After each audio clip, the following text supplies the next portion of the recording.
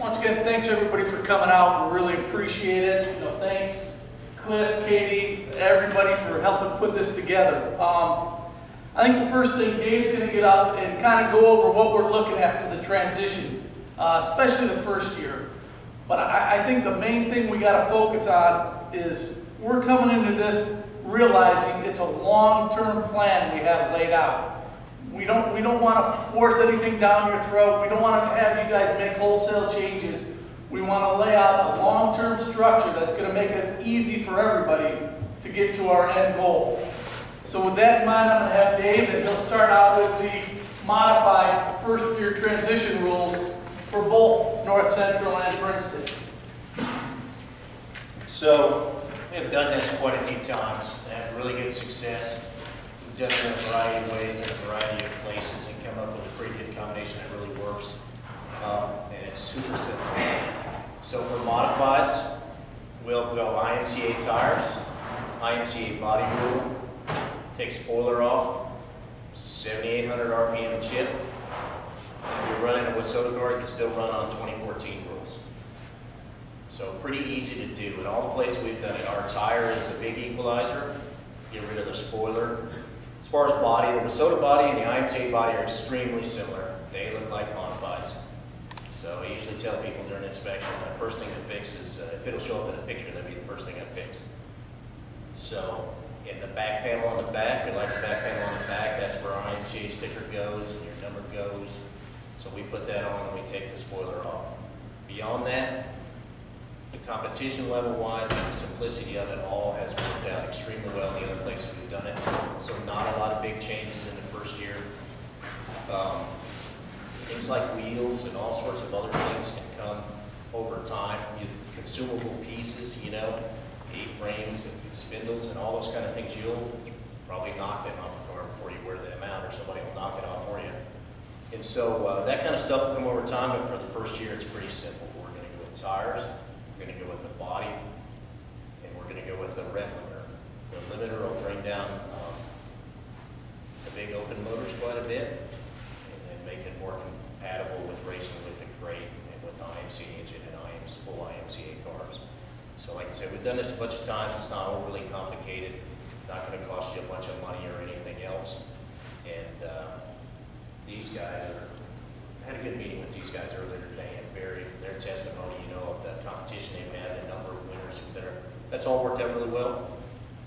So we're going to stick with that plan. Any questions? Okay, thanks everybody for coming out. I appreciate it. No, really guys, what we want to try to do is answer as many questions as we can. Pretty informal type setting. So really, anything anybody can come up with right now, this is the time with Dave here to answer it. And once again, like Dave says, we not only have done this transition period, up at Buffalo River and Norman County last year. We did it at the 3 Montana tracks last year. We did it 2 years ago up in the whole Pacific Northwest. We've done it down south, and it really had a lot of good luck and really kept everything equal as far as competition. So please, any questions you guys might have, now's the chance to get it right from Dave. I got a question. The first year is what you said. How many years do we phase in 100%? We'll, the race and us, we'll trend kind of how things are going.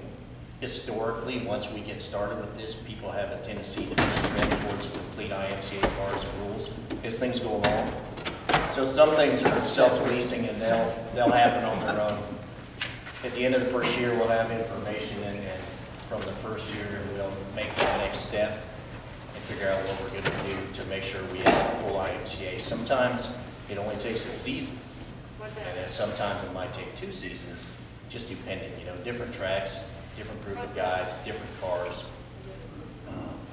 even different sanctions and other things like that require longer and shorter. So we'll trend how things go, but they tend to drift towards where we're going anyways. And so it tends to be very subtle. But, it's not going to be a situation where next year we're going to come here and say, boom, it's got to be 100%. We're going to evaluate it, and if it takes us a couple of years to get there, time's on our side. This is a long-term commitment. not only by the tracks, but by IMCA, and especially you guys.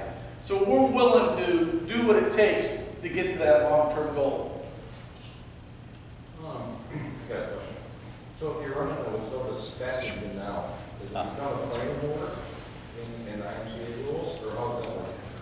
I mean, we would call it, we have claim engines and crate engines are your two options, but we wouldn't have any claim during the transition year.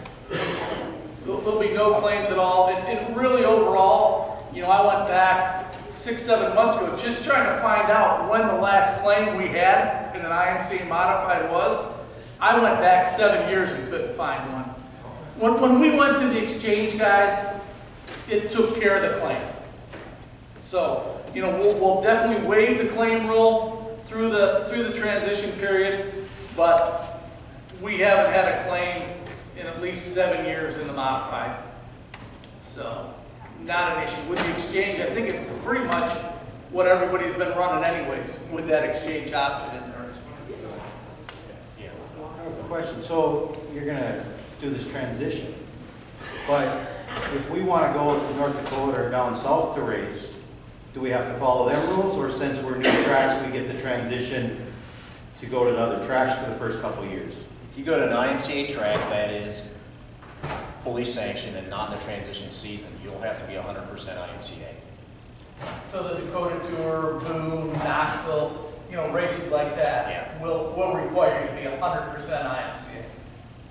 But you can come to Clinton or Ada or Montana if you want to go there. Yeah. We're on the transition, so you guys are good with us.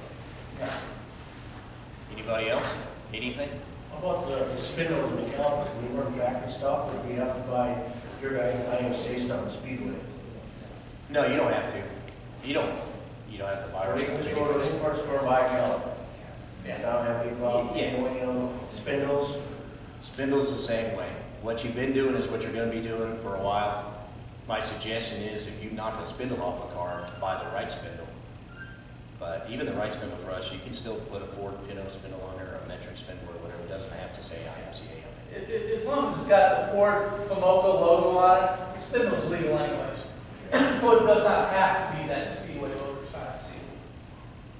So it don't have to say IMCA on it somewhere? Not if it's the OEM spindle. You can have the OEM one. As long as it's not back down or nothing like that, if it's factory specs. If it's a factory spindle, yeah, you can run that. Okay. What about shock planes and We're not doing any of that either. no shock planes? No. Yeah. We're not going to, there's no need to stir it all up, and what you've been doing is very similar to what we're going to do, and we'll just make progress from there. So no color plane, no shock plane? Yeah. Okay, so what's the difference between IMCA and Wissota then?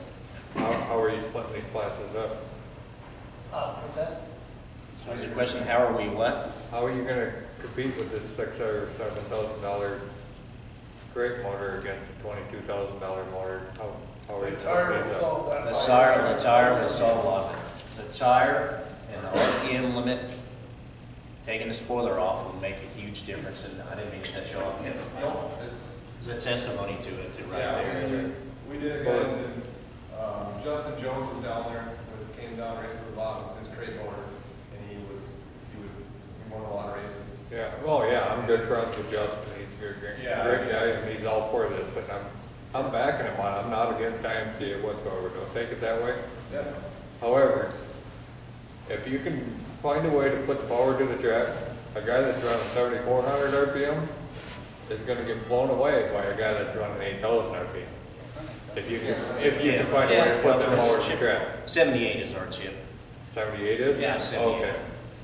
Even the first night up at Norman County, out of the top 6, 3 were crate motors. 1, 3, 6 were crate motors, and Keller won the race with his IMCA without a quick change, with a 9-inch. Yep. Seidler, I think, ran 3rd with, once again, his crate motor, no quick change.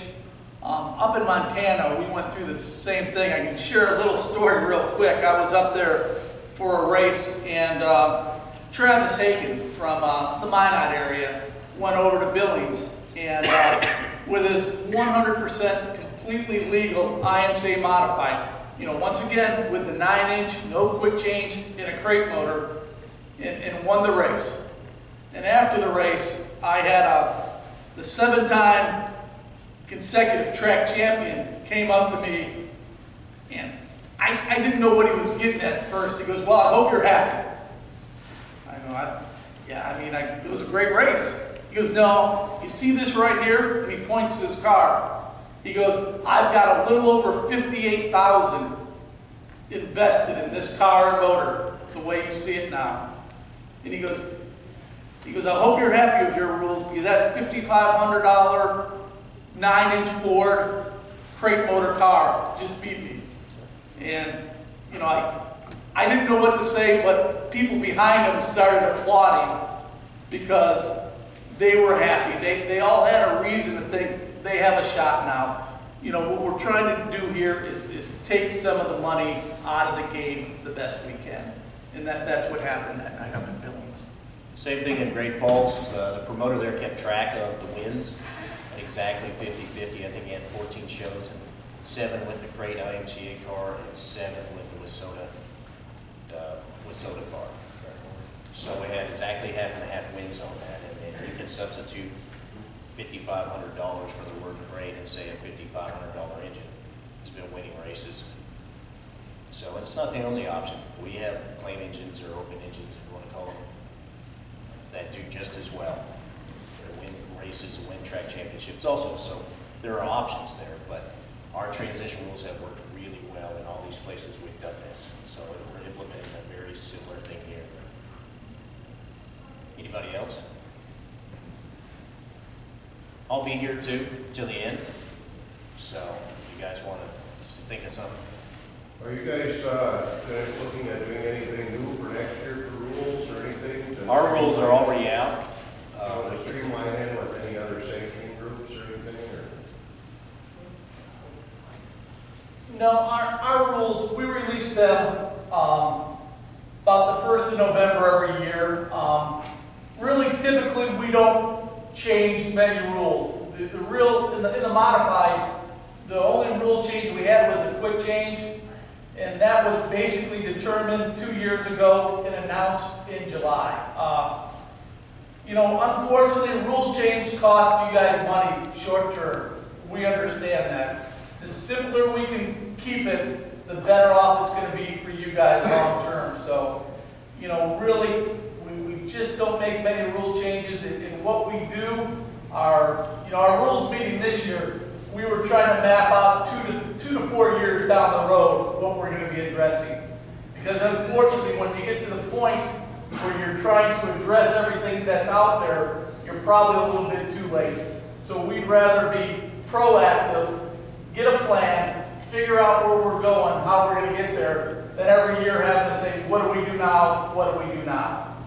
So, I wouldn't anticipate rule changes even next year. Really, there's nothing major on the table for us. There isn't a lot to change.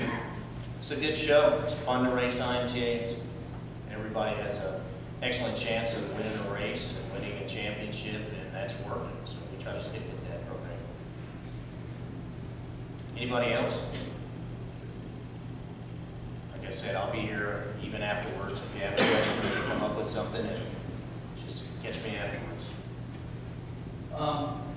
Katie, please jump in this one. Yeah, I just wanted to reiterate now that new people have come in. The transition period is for the current 2014 Wissota rules again, which is it's not for 2015, whatever, since the current 2000, that's the only people that can make that transition.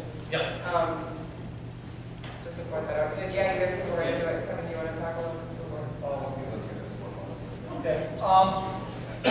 Dave, if we would, we'll kind of drift right on into the